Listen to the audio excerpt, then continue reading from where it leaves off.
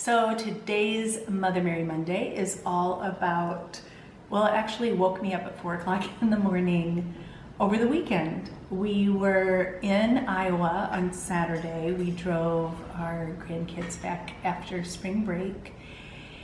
And you know, sometimes you just wake up, I don't know if this happens to you, but this happens to me. And it's starting to happen more and more frequently. I wake up at 4 in the morning and I'll just have this clarity. Sometimes it'll be a confusion, kind of a worry-wart little thing, but I'm working on that. As I've said in previous podcasts, the way that I help to diminish that is feeding myself good things to keep myself out of that mindset, even though it's inevitable that those things are going to happen. But I don't mind the 4 o'clock in the morning kind of God moment, creative thinking thing. And I woke up at 4, we're at the hotel. Going back to Iowa is always a mixed thing for me because it's where I was born, it's where I was raised, it's where I started this whole crazy journey a long time ago. And when we moved to St. Louis in 2001, in all transparency, we left because it was time to go, and there was a healing that needed to take place, and there was a lot of quote unquote failure and disappointment, but also really good all at the same time, which has happened frequently in my life. And so anyway, sometimes it can be kind of an emotional time, but over the years it's gotten better. I appreciate it now more than ever for what it is and what I love about it. And so I woke up and got clarity on this project that we're working on, to the point of where I was scrambling for a pen to write it all down. But then I also thought of this podcast. I thought about what kept coming to my mind was we were just crazy enough to do the things that we did when we were in Iowa. For me, initially, way back when all of this started as whatever it was, I certainly didn't think it was a business. It was just a passion that I had in the big scope of fashion, which brought me to models, which has been the foundation of my life now for over 25 years, longer than that. I need to calculate exactly, but the clarity of that,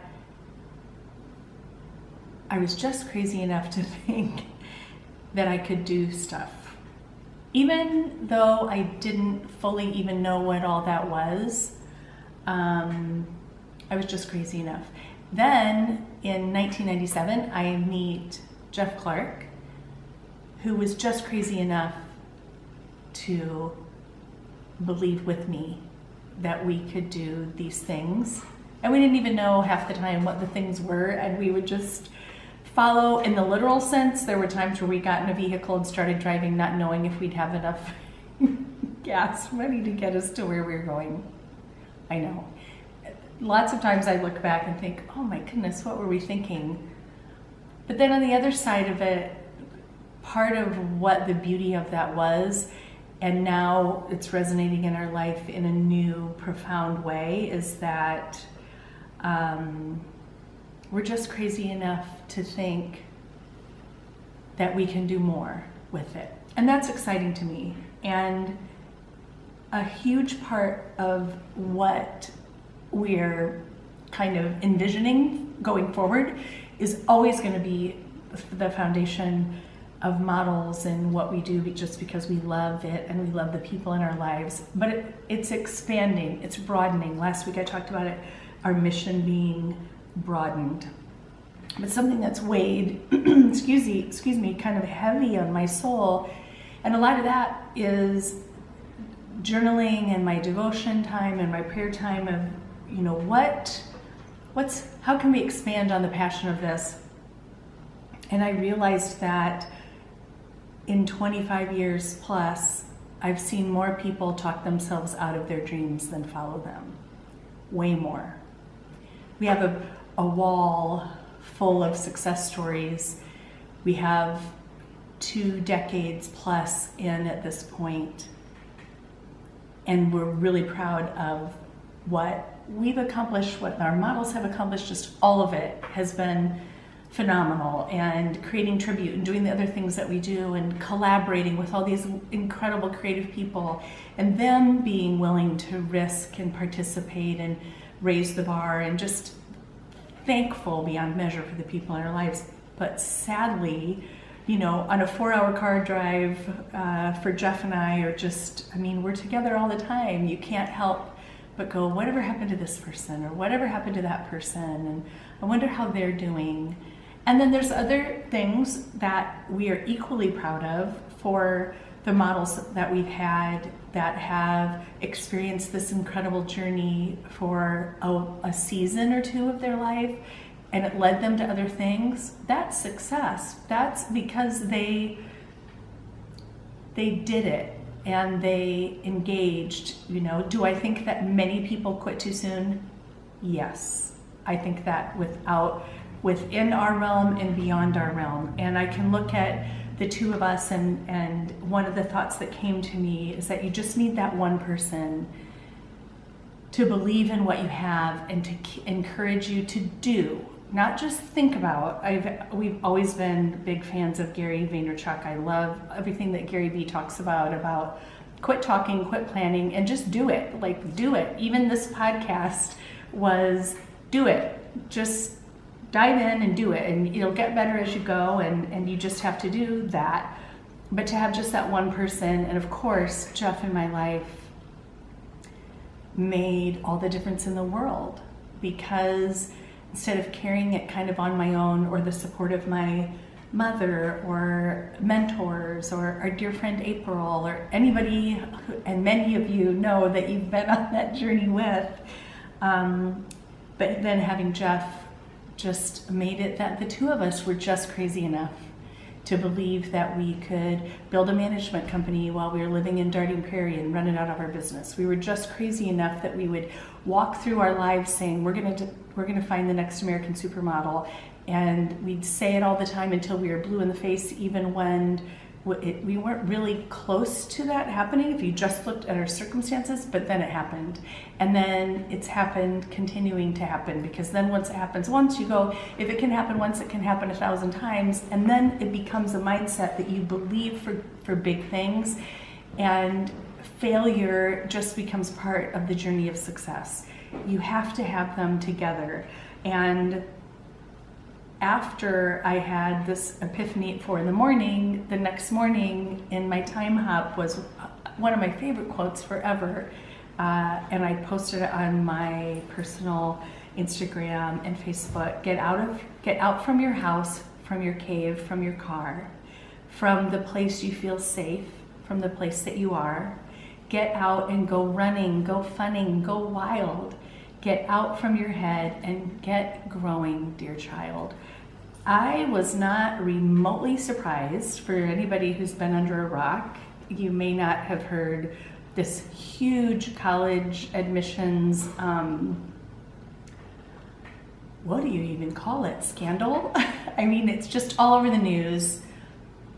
People who have the means essentially buying an advantage for their children to get into colleges of a certain prestige, to the point of lying about why they should be there, paying thousands, and I think in one case $500,000, and now something just came in the news of another family, they haven't disclosed who it is, $6 million spent.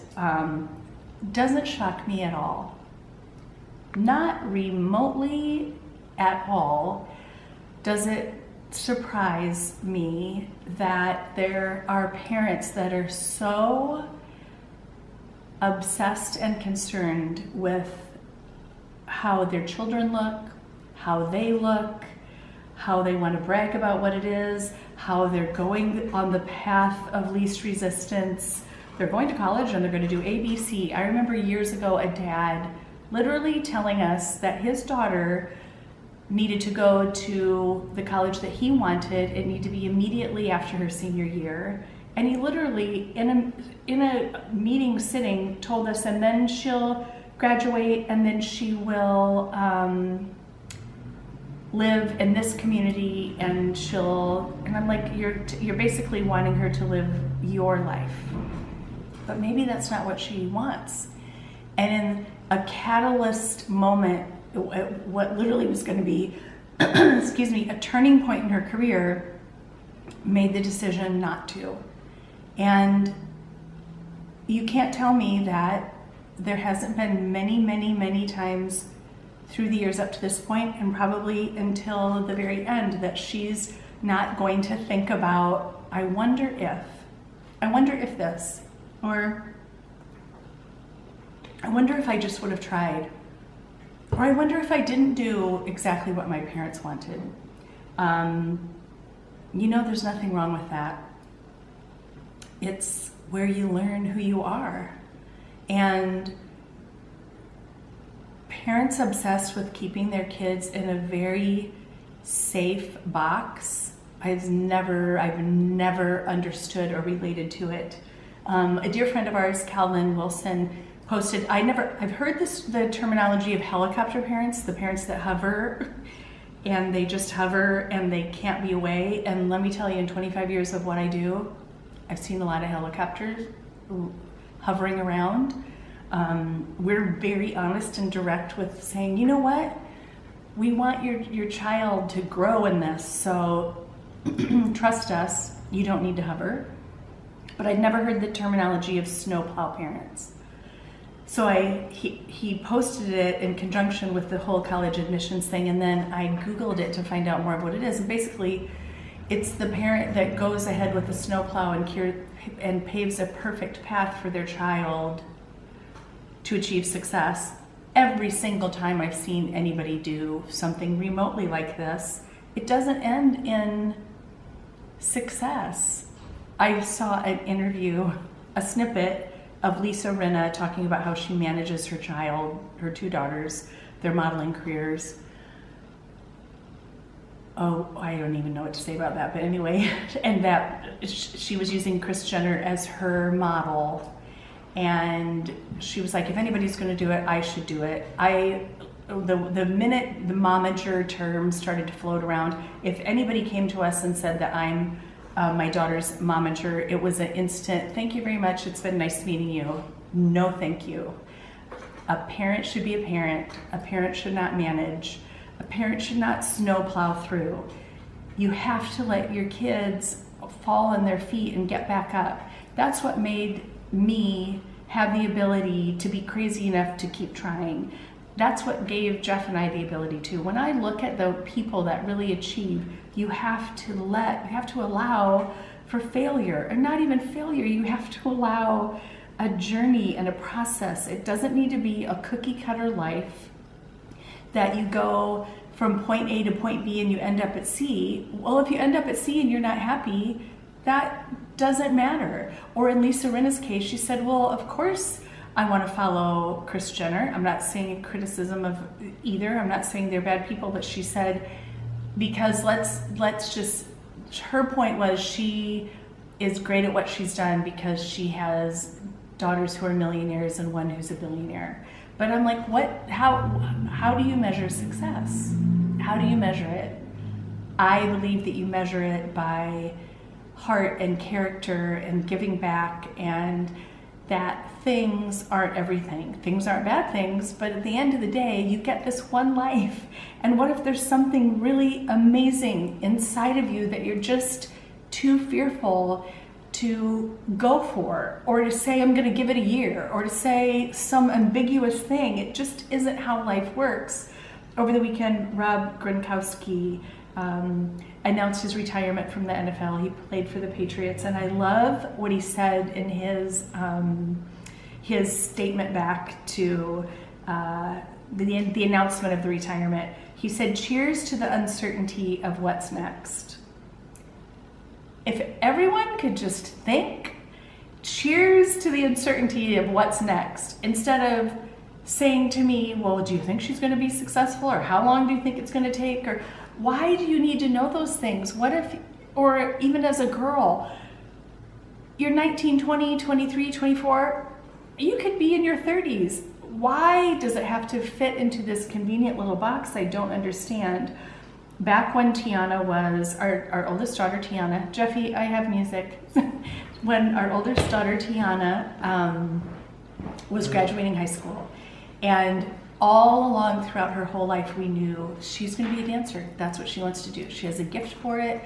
Did she know exactly what that journey was going to look like? No, because she wasn't a dancer that wanted to go to college and study dance for 4 years. Her end goal was to be a touring dancer, to be the dancer on music videos, and she exceeded above all expectations very successfully for a decade. That's what she did for a living, on very high-end tours. But I remember a couple of things that just blew my mind. Number one was at the announcement of her, she was finishing her senior year, and they would be announcing what they were going to be doing moving forward. Her dance teacher said to her, "You should say you're going to school at the University of Iowa for 4 years." Even though we knew that that wasn't going to happen, the minute she got done with school, she was off to New York. Instead of keeping this journey in a box, she kept allowing herself to open up to new things, and that's the most important thing that you can do. Gary Vaynerchuk said at a podcast that we're listening to recently, he said, "The fear of losing trumps the excitement of victory for way too many people." It's the truth. The fear of losing trumps the excitement of victory. It should not be that way. Don't be afraid of failure, because what if that's what leads you to where you're supposed to be? That's been my experience multiple times. I want to change a thing, because with everything that I learned in the process, or Jeff and I did, we gained so much that led to even more, but it wasn't something we could write or create. You had to follow it. You had to get out of your head and get growing. You had to trust. You had to jump and then find your wings. There was no safe way to do it. And when I look at the people that I am so passionate about what they've done, that's how they think. Another book that I just finished reading, great book, Donald Miller, he writes about building a story brand. He said, in other words, people hate losing $100 more than they like winning $100. Really think about this. People hate losing $100 more than they like the idea of winning $100. It's the fear of failure. It's the safety. It's the comfort zone. It's the, well, I don't know, what if I model and 3 years from now XYZ doesn't happen? But what if you try it and something does happen? Or what if you pursue whatever your crazy things? What if you're just crazy enough to believe that there could be something so exciting for your life, or there could be a side gig that you love, or some creative thing that you're supposed to bring into the world? Don't think yourself out of it. I'm going to end on a really great quote from Mark Twain. 20 years from now, you'll be more disappointed by the things that you didn't do by the ones that you did. So throw off the bowlines, sail away from the safe harbor, catch the trade winds in your sails, explore, dream, discover. I'm thankful that I was raised by an entrepreneurial father and a mother who was a hardworking surgical nurse, and they let me believe and encourage me to believe, as their adopted daughter, that I could do anything. They really fueled that in me. And Jeff was raised by a beautiful mother and his aunt, who, his mom was one of the most giving, loving women ever, but she left some dreams unfulfilled. And I look at my dad, and I look at the end of his life, he had built a business, and then because of many variables, he lost the business. And it was right during the time where I became a single mom of Tiana at 19. I view it as a blessing. I've been at the deathbed of my father when I was 19. I was there when my mother passed with our family 8 years ago. So with both my parents, I was there when they left this world. And we were also there a few years ago with Jeff's mother when she left this world. And when you've experienced those things, it rattles you to your core. Life is short, and you have to pursue everything that you can to be who you're supposed to be. In this year, we've experienced birth already 2 times, 2 grandbabies, and last year, another grandbaby. And of course, we have our dear Willamay, who's been a huge part of our life. Life is about the people in it, the dreams in your heart. I hope you wake up at 4 in the morning and remember everything that has ever been deep inside of you, and you just decide to go for it. I thank you guys for the outpouring of positive feedback on this. It's been a joy putting together this podcast for everybody. Enjoy your week, and I will talk to you next Monday. Have a great week.